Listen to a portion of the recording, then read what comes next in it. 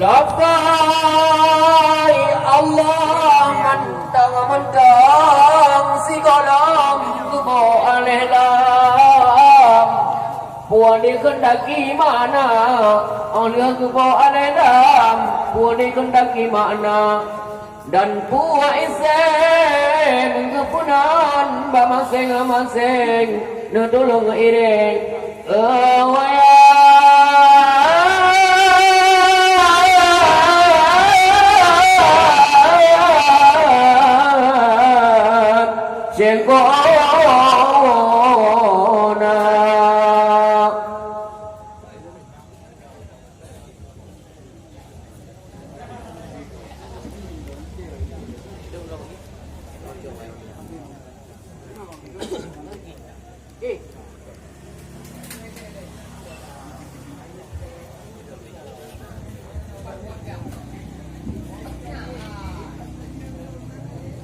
Sabda jangan jungan Saidin sanil mursalin Mana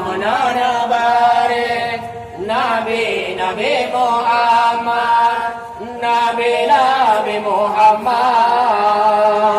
Bukan mukhalif benar perbaiki Beda-beda wadawi Tentang melantang Beda dawa-dawi tentang melantang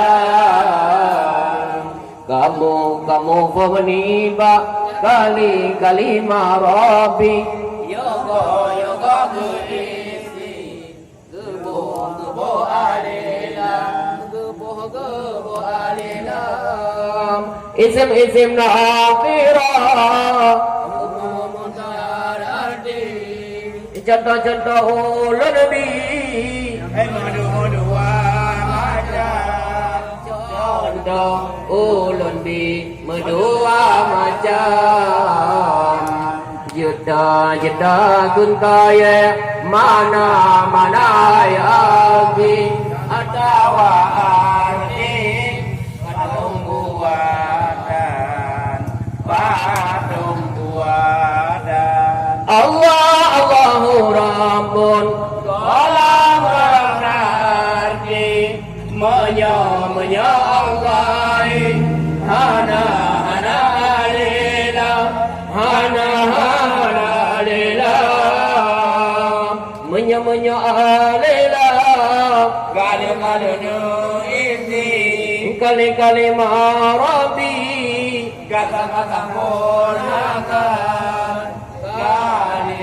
Lima Rabbi kesempurnakan Isim ma'rifah Khususnya arti Menan hayati Mana di silam Mana di silam Allahu Rabbah Mana sejati yang dikendaki oleh alillah yang dikendaki oleh alillah Allah yang esa dan lagi suci kuasa Rabbi bertamu iman menang gemukuk bau lentuan yang kaya kalundalam dua lebannya